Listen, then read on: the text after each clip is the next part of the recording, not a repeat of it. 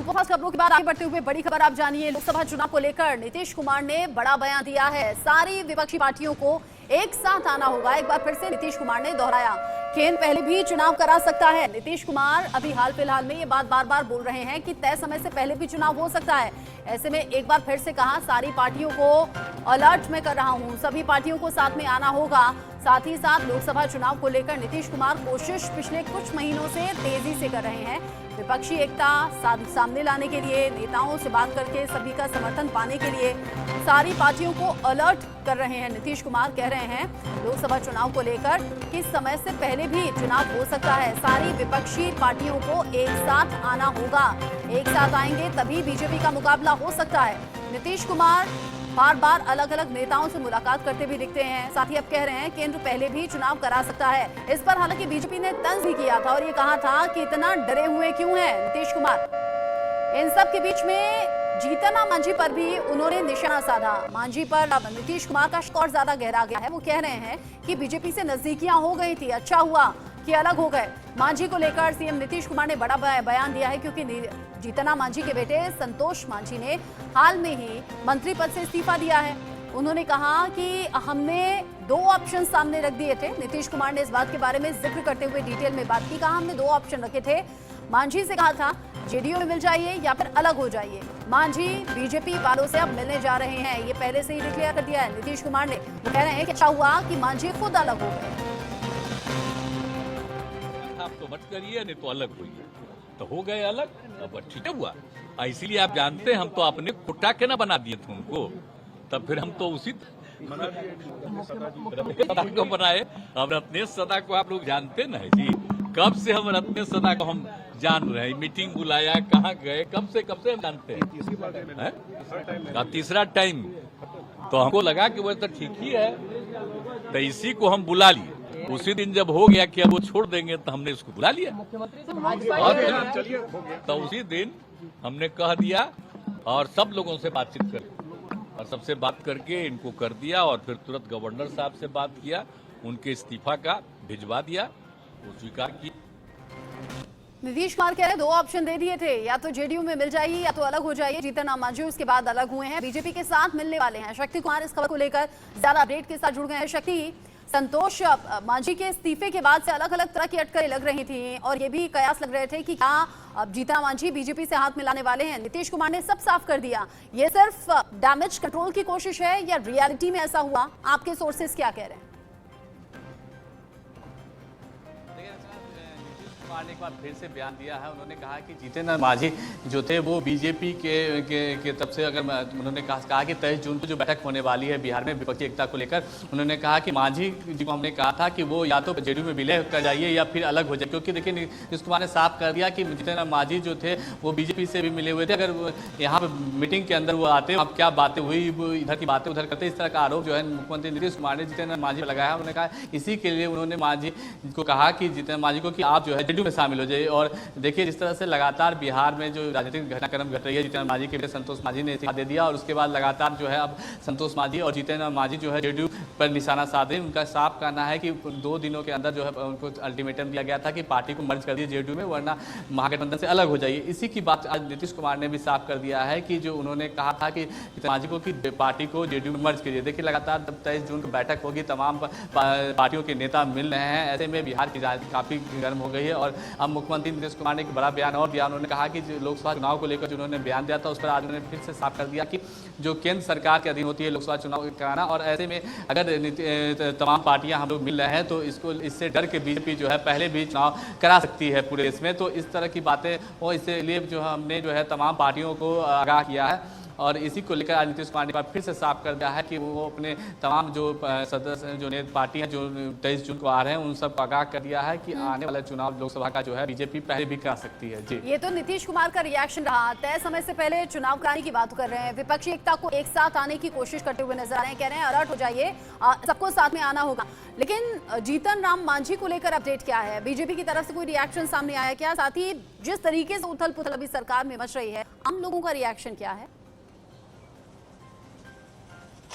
देखिए जीतन राम मांझी को लेकर जो है बीजेपी सॉफ्ट है और कहीं ना कहीं बीजेपी की देखिए रणनीति को समझना होगा कि बीजेपी जो है 2024 के जो चुनाव होने वाले लोकसभा के उसको लेकर बीजेपी जो है छोटे छोटे दल जो हैं जैसे कि उपेंद्र कुशवाहा हैं, मुकेश सहनी है, चिराग पासवान है और अब जीतन राम मांझी, तमाम जो छोटे छोटे दल हैं उनको एक मंच पर लाकर बीजेपी उनके साथ गठबंधन करने की कोशिश में है और तमाम जो दल हैं उनके साथ जब बीजेपी एक साथ मिलकर चुनाव लड़ेगी तो महागठबंधन के लिए भी जो है इतना आसान नहीं हो जाएगा, क्योंकि बिहार की जो राजनीति जो जातीय समीकरण की बात करें तो बीजेपी ने देखिए अपने प्रदेश अध्यक्ष कुशवाहा समाज से सम्राट चौधरी को बुलाया और बनाया और कहीं ना कहीं नीतीश कुमार का जो कुर्मी और कोयरी का जो उनका समीकरण है वोट बैंक उसको तोड़ने की भी कवायद बीजेपी के द्वारा की जा रही है और छोटे दल मांझी जो है मुसहर समाज से आते हैं और तमाम जो नेता चिराग पासवान है उन सबको मुकेश सहनी है, तमाम छोटे जो दल हैं उनको एकजुट करके बीजेपी जो है महागठबंधन से जो 2024 का चुनाव लड़ने वाली है और इसी के मद्देनजर जो है अब बीजेपी कहीं ना कहीं मांझी को लेकर सॉफ्ट है और यानी कि बीजेपी ने अपनी तैयारियां शुरू कर दी हैं, सेंधमारी शुरू कर दी है, तमाम छोटी पार्टियों को साथ मिलाकर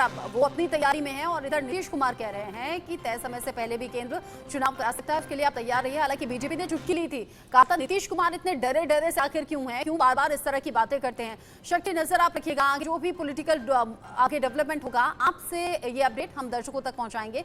अभी के लिए आपका शुक्रिया। आगे बढ़े हुए जो अगली बड़ी खबर है वो उत्तर प्रदेश की राजनीति से जुड़ी हुई है। वाराणसी से बड़ा अपडेट आप ये जानिए, ओपी राजभर और बीजेपी के बीच में एक बार फिर से नजदीकियां बढ़ गई हैं। सीएम योगी आदित्यनाथ से मिले हैं ओपी राजभर। सर्किट हाउस में दोनों नेताओं के बीच में मुलाकात हुई है। लगभग आधे घंटे तक नेताओं के बीच में ये मुलाकात चली है, बातचीत चली है। सीएम ने अरुण राजभर को शादी की बधाई इस दौरान दी है। अरुण के प्रीति भोज कार्यक्रम में सीएम खुद नहीं पहुंच सके थे, प्रमुख सचिव अवनीश के जरिए बधाई संदेश भिजवाया था और उसके बाद अब जब शादी हो चुकी है उसके बाद ओपी राजभर और सीएम योगी के बीच में ये मुलाकात खास रही। जब मैं बहुजन समाज पार्टी में था तब माननीय ब्रजेश पाठक जी बसपा में थे, एक संजोग कहिए चाहे जो कहिए। जब मैं बीजेपी से गठबंधन किया तो बीजेपी में गए, वो भी मंत्री बने, हम भी गठबंधन में मंत्री बने, फिर भी दोनों का संबंध, फिर हम छोड़ दिए, हमें मिलते रहे, बराबर मिलते रहे। आज भी सरकार बनी उनकी, वो डिप्टी सीएम बने, हमें मिल रहे हैं, तो हम बराबर मिलते रहते हैं, हम संबंध निभाते हैं। जब बड़े नेता, जब मायावती जी, अखिलेश जी, सोनिया जी, मोदी जी एक जगह चाय पी सकते हैं, तब ब्रजेश पाठक, केशव मौर्य, दयाशंकर सिंह एक साथ क्यों नहीं चाय पी सकते? ये बताया जा रहा है कि आप पूर्वांचल की काफी सीटों पर प्रभावी हैं, तो ये अखिलेश के नजदीक रहेंगे या क्या? हमारी तो पहली प्राथमिकता है अखिलेश जी मायावती जी से बात कर लें। अखिलेश जी, मायावती जी, सोनिया जी और नीतीश जी एक मंच पे जयंत जी को लेकर जिस दिन आने का ऐलान करें, हमको 2 घंटा पहले बता दें कि आपको भी इसमें आना है। 2 घंटे बाद समय दें, वो हम समय से पहले पहुंच करके उस मंच पे पहले दिखाई देंगे। इस खबर को लेकर अभिषेक सिंह ज्यादा अपडेट के साथ जुड़ गए हैं। अभिषेक, हालांकि राजनीति में मुलाकातें ऐसी होती रहती हैं, लेकिन वो भी तब जब 2024 की तैयारियां जोर शोर से चल रही हैं और ओपी राजभर ने इशारों में संकेत दे दिया है कि वो तो तैयार हैं, लेकिन बीजेपी का मूड क्या है? बिल्कुल ये पहला वाकया नहीं जब ओपी राजभर इस तरह जलेबी भर बयान दे रहे हैं। उन्होंने कहा कि मायावती को बुला लें अखिलेश यादव एक मंच पर, तब हम साथ हो जाएंगे, 2 घंटे पहले मुझे बताया जाए, मैं पहुंच जाऊंगा। इस तरह की बातें वो पहले भी कहते हुए नजर आए और वो जानबूझ कर ऐसी बातें कहते हैं जो संभव नहीं है। अखिलेश यादव और बसपा सुप्रीमो मायावती एक मंच पर नहीं आ रहे हैं, ये जग जाहिर है। बसपा सुप्रीमो मायावती ने ऐलान कर दिया वो अकेले चुनाव लड़ेंगी। अखिलेश यादव नीतीश कुमार के जो गठबंधन महागठबंधन बनाने की कवायद हो रही है उसमें शामिल होने जा रहे हैं। और ओम प्रकाश राजभर गाहे बगाहे अलग अलग अंदाजों में कई बार इस बात से इनकार भी नहीं करते नजर आए और अखिलेश यादव की मुखालफत करने से भी कभी नहीं चुके हैं। साथ ही साथ कई बार कई अलग मामलों पर बातचीत के दौरान भी उन्होंने समाजवादी पार्टी पर टिप्पणी कर डाली है, तो वो एक्सपेरिमेंट वो करके देख चुके हैं समाजवादी पार्टी के साथ। दूसरी बात रही मुलाकात की, जिसको वो इनकार कर रहे हैं, जिस बात से इनकार कर रहे हैं, तो ओम प्रकाश राजभर के बेटे की शादी हो चाहे रिसेप्शन, भारतीय जनता पार्टी के कई बड़े चेहरे दिखे। साथ ही साथ भारतीय जनता पार्टी में जिसे जिम्मेवारी दी गई कि वो ओम प्रकाश राजभर को हैंडल करे व्यक्तिगत तौर पर, वो है दयाशंकर सिंह। अंदरूनी तौर पर यह जानकारी हमें मिली है सूत्रों के हवाले से कि उन्हें पूरी तरह जिम्मेदारी दी गई थी। उनके व्यक्तिगत संबंध भी हैं, उनसे मुलाकात कई बार करते हुए नजर आए और कहीं ना कहीं भारतीय जनता पार्टी और ओम प्रकाश राजभर के बीच के ब्रिज के रूप में दयाशंकर सिंह काम कर रहे थे। लेकिन अब पार्टी के और भी बड़े नेता दिख रहे हैं, डिप्टी सीएम ब्रजेश पाठक की बात करें, जिन्होंने उनका हाथ पकड़कर उठा दिया था एमएलसी चुनाव के दिन। इशारा साफ था, ओम प्रकाश राजभर के वोट भारतीय जनता पार्टी के कैंडिडेट को मिले। बाद में उन्होंने कहा कि भारतीय जनता पार्टी ने मुझसे वोट मांगा और मैंने वोट दे दिया। साथ ही साथ दूसरे डिप्टी सीएम की बात की जाए, केशव प्रसाद मौर्य और शादी समारोह में मौजूद थे, रिसेप्शन में मौजूद थे। कल देर शाम मुख्यमंत्री योगी आदित्यनाथ ने मुलाकात की, मुलाकात से वो इनकार कर रहे हैं। लेकिन इन सारी बातों के पीछे समीकरण साफ है, राजनीति में कभी कोई किसी का परमानेंट अभिषेक, यही मैं आपसे पूछना चाह रही थी कि शादी समारोह होना या फिर शादी के बहाने यूं आपस में मुलाकात करना, मुझे हालांकि चूंकि समाजवादी पार्टी का जिक्र बार बार याद आ रहा है, तो फिर समाजवादी पार्टी के ऑफिस के बाहर जो बड़े बड़े पोस्टर लगे थे ओपी राजभर के खिलाफ, मुझे वो भी याद आ रहे हैं। मुझे बताइए, अगर ये मुलाकात हुई है तो क्या ये सिर्फ शिष्टाचार भेंट थी, ऐसा माने, या फिर अंदर खाने कुछ पक रहा है?